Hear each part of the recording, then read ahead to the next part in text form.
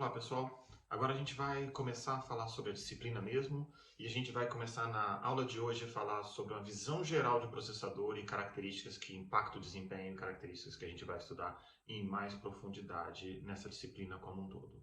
Então, a primeira pergunta é como que os processadores evoluem? Como que eu consigo ter um processador melhor? Como que eu consigo trazer uma geração melhor de processadores?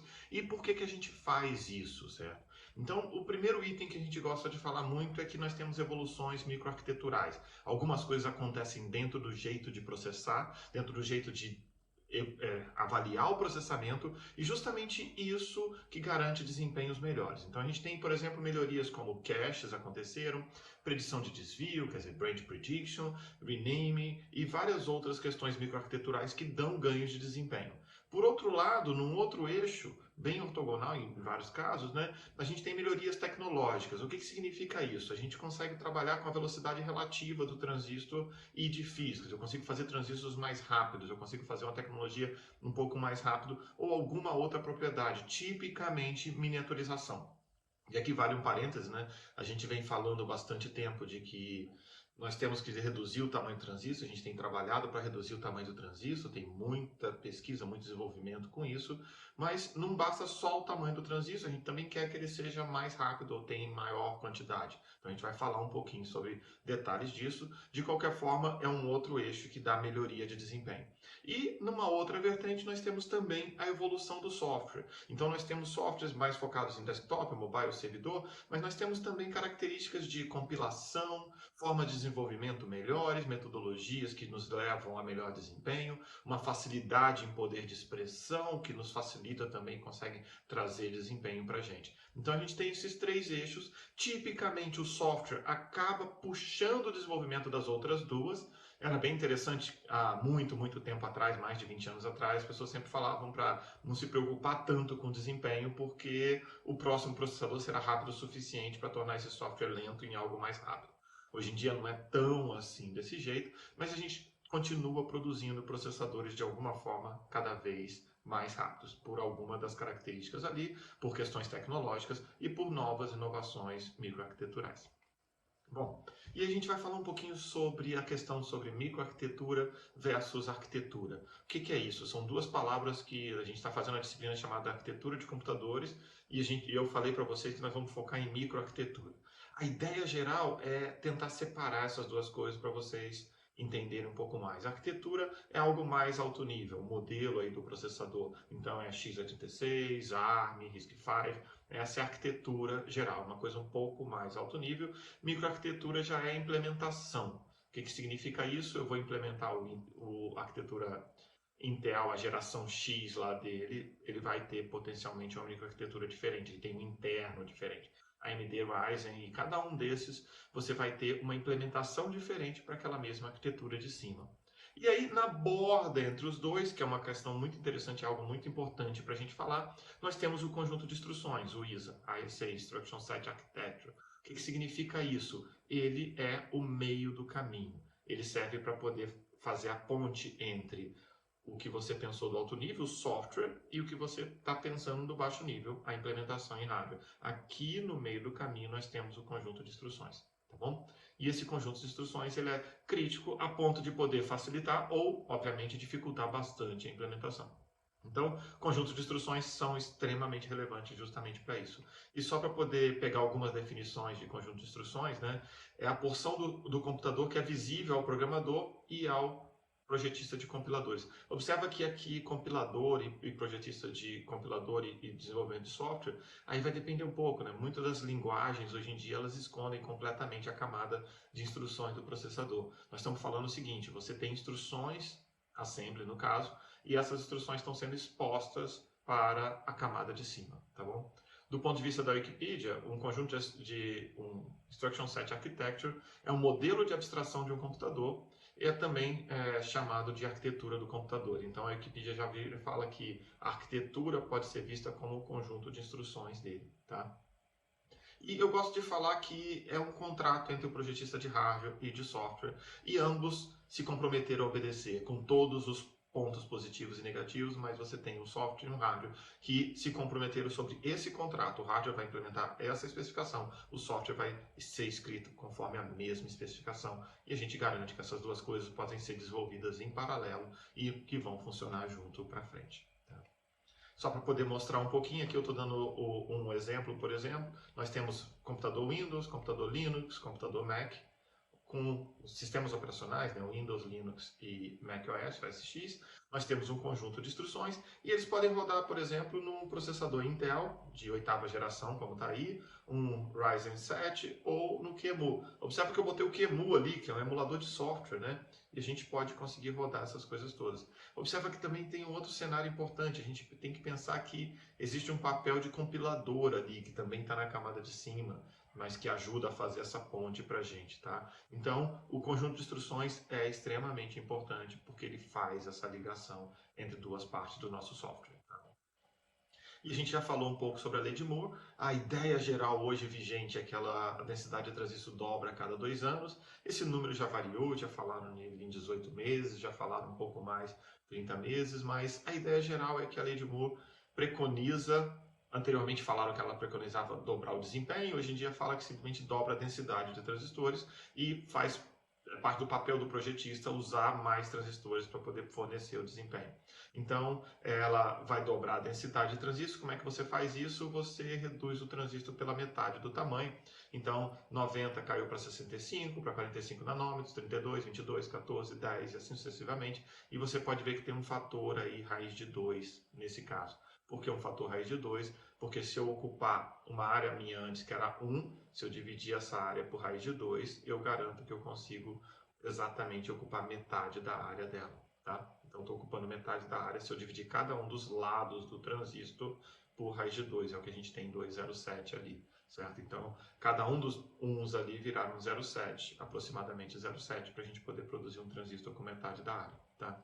Tem uma outra característica relevante hoje em dia, que é a gente começa a falar muita coisa de 3D. O que significa isso? Significa que a gente sempre pensou em transistor planar e a gente tem tanto o transistor sendo colocado de uma forma diferente, quanto nós temos múltiplas camadas em cima. É muito mais pragmático no nosso desenvolvimento de memórias, então você vai ver já hoje em dia memórias sendo desenvolvidas em múltiplas camadas, certo? Mas isso é um dos pontos de evolução, então a gente consegue aumentar a densidade não só fazendo o transistor menor, a gente também consegue aumentar a densidade fazendo transistores verticalmente um em cima do outro. Qual a dificuldade para fazer isso do ponto de vista de processamento? Se a gente estiver trabalhando com processar mais, se a gente precisar processar mais, o que vai acontecer é que quanto mais processamento você faz, mais você gasta de energia. E o seu gasto de energia, infelizmente, precisa ser dissipado na forma de calor. E esse calor que você vai, se você botar múltiplas camadas, você começa a dificultar cada vez mais botar esse calor para fora do processador. Então, é um dos problemas, um dos grandes desafios que a gente precisa tratar um pouco para frente. Tá? Bom, a gente vai falar um pouco de classificações de processador e com base nessas classificações eu vou pegar e vou falar um pouquinho sobre elas e obviamente no avançar da disciplina a gente vai falar mais. Então nós podemos pensar em processadores que tenham pipeline contra processadores sem pipeline, processadores com execução em ordem contra execuções fora de ordem, processadores com arquitetura escalar contra arquitetura superescalar, processadores de arquitetura vetorial, multicore e multithread. Então eu vou falar um pouquinho sobre cada um deles aqui para a gente ter uma visão e conseguir avançar um pouco mais no nosso trabalho. Então assim, pipeline versus sem pipeline. Qual a ideia geral? A ideia do pipeline é a gente conseguir dividir a execução de um processador em múltiplas fases, divide a execução de cada instrução em múltiplos pedaços, de forma que eu possa ter múltiplas instruções sendo executadas simultaneamente. Ele consegue com isso aumentar o que a gente chama de ILP, Instruction Level Parallelism. O que significa isso? Significa que eu vou aumentar a quantidade de instruções que eu sou capaz de executar ao mesmo tempo. Ao mesmo tempo aí, não é que ela está em paralelo uma do lado da outra, mas ela está sendo executada simultaneamente. Eu tenho 2 instruções, 3 instruções, 5 instruções sendo executadas naquele momento, com os potenciais benefícios e, obviamente, potenciais problemas disso. vai ter uma boa relação custo-benefício. O que significa isso? Implementar um pipeline normalmente é algo que facilita o gerenciamento dos nossos recursos, não é um desafio tão grande. À medida que o pipeline vai ficando mais complexo, obviamente a gente vai ter que trabalhar mais detalhes, mas os pipelines simples dão um ganho de desempenho muito bom a um custo bem baixo para a gente. Praticamente todos os processadores costumam ter algum mecanismo de pipeline, seja os mais simples com 3 estágios ou algum um pouco mais elaborado, 5, 7 e por aí vai, tá? E tem características interessantes de tamanhos de pipeline que a gente vai falar um pouquinho para frente e às vezes também relacionando isso com frequência de operação dos processadores, tá? A gente tem a opção de executar um processador em ordem ou fora de ordem. E aí, nesse caso aqui, a gente vai pensar em executar as instruções na sequência que elas aconteceram no programa binário. Quer dizer, o compilador montou aquelas instruções, o compilador gerou aquelas instruções, o montador foi lá, escreveu, trabalhou e montou um código binário. E eu tenho a instrução 1, 2, 3, 4 e 5. Eu vou executar primeiro a 1, depois a 2, depois a 3, depois a 4, depois a 5. Essa é a ideia geral que a gente vai executando. E a gente tem a opção de executar a instrução fora de ordem. Por que eu executaria uma instrução fora de ordem? Porque às vezes eu tenho uma instrução que demora muito, então a gente pode pegar uma instrução que veio depois e tentar executá-la em paralelo aqui ou até antes daquela anterior. É claro que isso gera problemas, a gente vai ter que trabalhar para que isso não cause impacto. Lembrando muito, tem que lembrar fortemente isso, o nosso contrato é o conjunto de instruções. Então, o nosso contrato é um conjunto de instruções. Eu preciso executar do jeito que eu me expressei naquele conjunto de instruções. O meu processador vai ter que ser capaz de executar. Então, se por algum motivo ele decidiu rodar algo fora de ordem, a gente não deveria ser capaz de notar que isso aconteceu. Então, nosso contrato vai falar que a gente não quer afetar a execução do programa ao executar instruções fora de ordem. Como que o processador pode executar instruções antes da anterior? Aí a gente tem que olhar direitinho para ver o que é necessário, mas tipicamente a gente precisa de mais características de hardware, eu preciso descobrir se uma instrução pode ser executada antes da outra, eu vou ter que olhar para o ILP e provavelmente eu vou aumentar o ILP, quer dizer, eu vou executar mais instruções em paralelo, mas obviamente isso aí vai vir a um custo de hardware, eu vou ter que aumentar o meu hardware para poder dar essa opção para a gente. Só para dar um exemplo aqui, se a gente pegar aquele trechinho de código ali que tem duas instruções, A igual a 5 e B igual a 7, observa que eu não tenho menor obrigação de executar o B depois do A. Eu poderia rodar até as duas em paralelo, ou rodar o B antes ou o A e o A depois, tá? Eu dei um exemplo super simples para mostrar para vocês que existem muitos casos onde isso acontece, tá? E a gente é capaz de rodar esses componentes, tá bom? E agora a gente vai falar um pouquinho, só para dar uma visão geral, do pipeline nosso. Nós vamos pegar um pouquinho do pipeline, só para dar uma noção para vocês. Esse aqui é um pipeline convencional. E esse pipeline convencional, a gente tem 5 estágios, como o estágio de busca de instruções, estágio de decodificação de instruções, execução, memória e write backup. O que a gente faz com eles? Quando a gente vai colocar uma instrução, ela aparece no primeiro estágio. Então aqui tem uma característica muito importante, a gente vai chamar muito a atenção de vocês. No primeiro estágio eu estou falando que apareceu uma instrução de soma. Infelizmente, a gente não sabe aquela arma de soma ainda, porque eu não decodifiquei. Eu só vou decodificar no segundo estágio. Mas essa é uma instrução de soma e nos diagramas nossos, nós normalmente escrevemos o nome da instrução, mas pragmaticamente aparece uma instrução só depois que eu decodifico. E aí, passa um ciclo de clock, a instrução de soma avança um ciclo, a instrução de subtração aparece ali. Passa mais um ciclo de clock, o que vai acontecer? A gente vai ter a instrução de soma no terceiro estágio, a gente vai ter a subtração no segundo estágio, vai ter o AND no primeiro estágio. Mais um ciclo, a gente vai ter a instrução de soma no estágio de memória. Aí você pode perguntar, poxa, uma soma do meu processador provavelmente não vai usar memória. Esse é um ponto negativo do pipeline. Quando você pensa num pipeline escalar mais simples possível, o que vai acontecer? Todas as instruções vão ter que passar por todos os estágios. Significa que eu vou ter que gastar esses quarto estágio aí com a instrução de soma e sem ter um ganho de desempenho perante a essa instrução. Por outro lado, eu garanto que quando vier uma operação, uma instrução que vai fazer acesso à memória, ela vai ter um momento dela também sem afetar as outras. Então, é o trade-off que a gente faz em criar estágios diferentes para cada uma delas. Então a gente tem aqui do outro lado, então a instrução de soma no último estágio, subtração no quarto, novamente ela não tem o que fazer ali, ela fica sem fazer nada naquele estágio. Execução, a gente tem uma instrução de AND, depois eu tenho a instrução de OR, e eu tenho a instrução de memória de load aparecendo logo no primeiro estágio ali. Quando a instrução de load chegar lá no quarto estágio, ela faz o acesso à memória dela.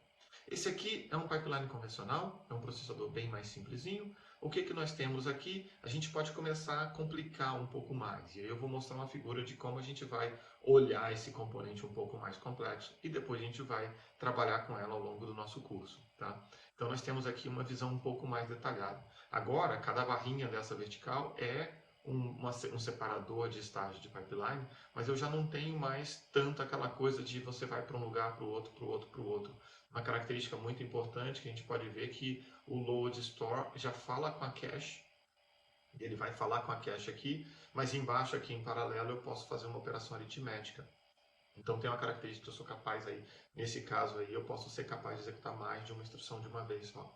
Então a gente começa a reposicionar as caixinhas do nosso pipeline de forma que a gente consiga ter algum ganho de desempenho e obviamente tirar alguns dos tipos de desperdício que a gente tinha justamente no modelo anterior, que era super sequencial, tá bom? Se a gente voltar aqui no modelo anterior, tem uma característica super importante aqui, que é muito fácil a gente conseguir prever quanto tempo vai gastar essa instrução, quanto tempo vai gastar a execução de um programa.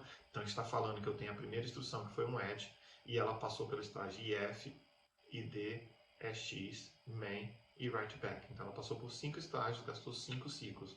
Um ciclo depois, eu posso terminar a sub, mais um ciclo depois eu termino a end, mais um ciclo depois eu termino a on. Então, a ideia geral aqui que a gente tem é a conta passa a ser o número de instruções que eu executei, mais 4 instruções, que é o momento que eu tive que andar no pipeline para poder preencher o pipeline. É claro que tem problemas aí que a gente vai ter que tratar mais para frente, mas a ideia geral do nosso desempenho é que eu consigo rodar em ciclos menores e eu vou gastar um certo número de ciclos, que é aí, no mínimo, o número de instruções mais 4. Tá?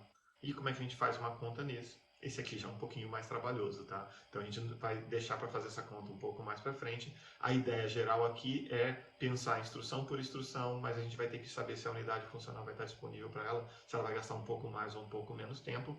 Mas a gente também tem que levar em consideração o fato de que esses processadores são feitos para serem mais rápidos. O que significa isso? Se a gente olhar, ao invés de olhar para a parte inicial, a gente começar a olhar para a parte final, a expectativa no estágio de commit e write back aqui é muito parecida com a expectativa que a gente tinha no pipeline anterior. Quer dizer, a gente quer terminar uma instrução por vez no mínimo. Nesse caso aqui eu sou capaz de terminar até 2 ou 3 instruções. Então se a gente olhar para o final desse pipeline, a gente vai continuar tendo como meta encerrar uma instrução por ciclo ou encerrar mais do que uma instrução por ciclo. Então a conta muitas das vezes é mais fácil ser feita pelo final do pipeline do que pelo início do pipeline.